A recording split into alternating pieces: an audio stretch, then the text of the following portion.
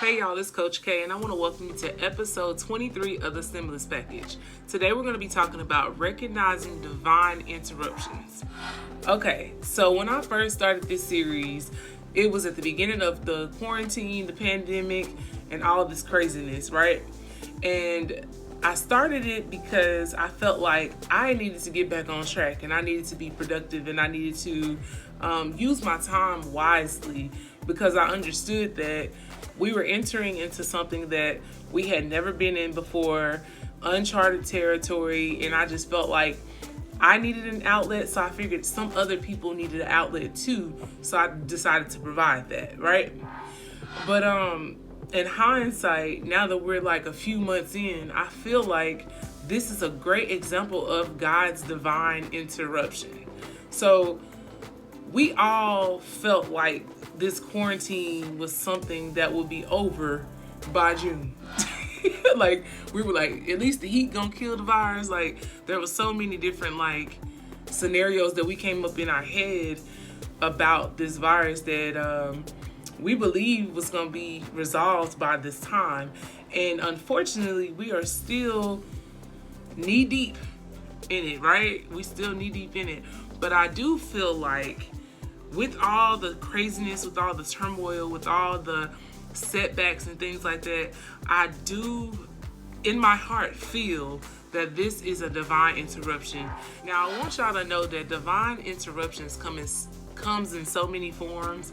Like, it does not come in a pretty form all the time. Like, sometimes it's a tap on the shoulder, a nudge. Sometimes it's an injury where you have to sit down and be still.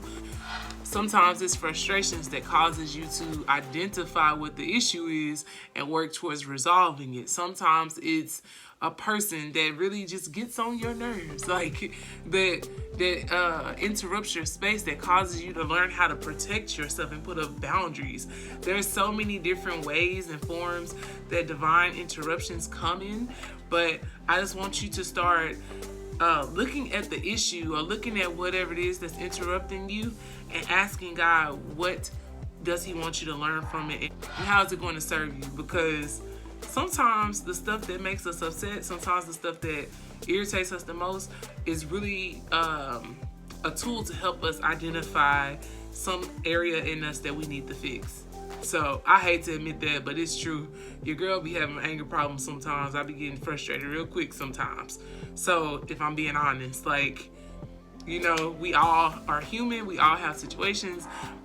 I do realize that the things that make me upset have really revealed to me areas that I need to work on in myself and develop in myself. So yeah, I feel like God gives us moments where he pauses everything. He stops the world. Like Beyonce stopped the world when she dropped that album with no promo. I feel like God literally interrupts your life wherever it is, in any scenario where he just wants to demand your attention and realign you to the path that he set out for you. He gives you a moment to reflect on how you've been moving, how you've been living, what needs to change, what needs to shift. But he kind of pushes everything that you've made, you know, top priority out of the way so that you can have the time to really evaluate how you're acting and the things that needs to shift. And this quarantine, to me, I truly believe that's what this is. We don't know how long we're going to be here. We don't know how long we're going to have the liberties that we have. We don't know how long we're going to have breath in our lungs and health. We don't know.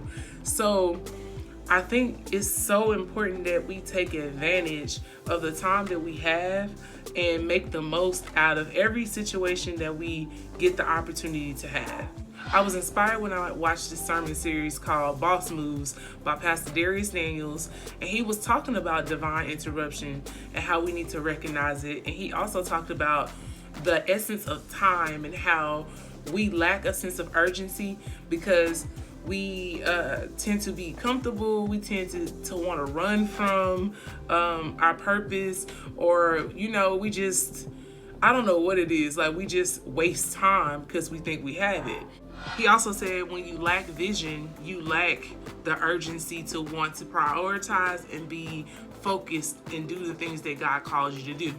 So I think it's very important to say that we have to make sure that in this time where everything is frozen, where everything is stopped, we need to make sure that we are making time to hear God and making time to connect with Him to see what He wants us to learn from this divine interruption. Because if we miss the boat, if we miss the message, we only prolong the purpose. Like, we push it back. It just continues to get prolonged.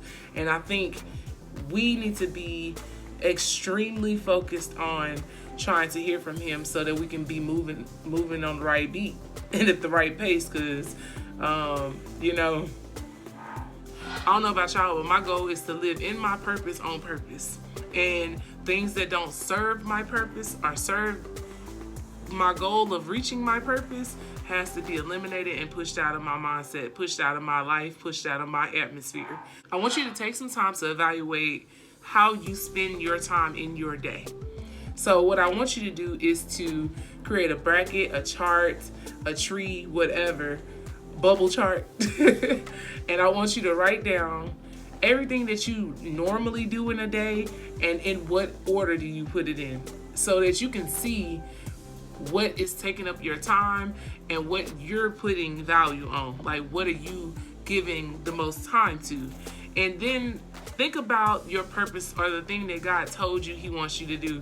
Think about what's been calling you. Like, what has He been calling you to? And ask yourself, is my day a reflection of someone trying to reach that purpose? Or is it a reflection of someone who's self-sabotaging? Because in this kind of atmosphere where things are so uncertain, things are so lost, so many people are dying and situations are happening, you can either go either way. You can allow it to empower you and make you want to do more because you know and you value life, or you can let it, deter you from even trying and discourage you. So I'm here to tell you that I really, really, really want you to take the time to think about how you use your time and how you use the day. And in this atmosphere, you should definitely be very humbled if you still have life, and if you still have health. You should be very, very, very grateful because you are blessed.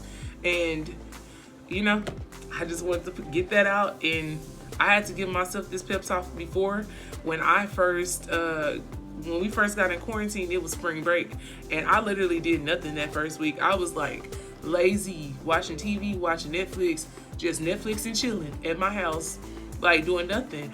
But after that week, I was like, this is not gonna work. I can't do this long term.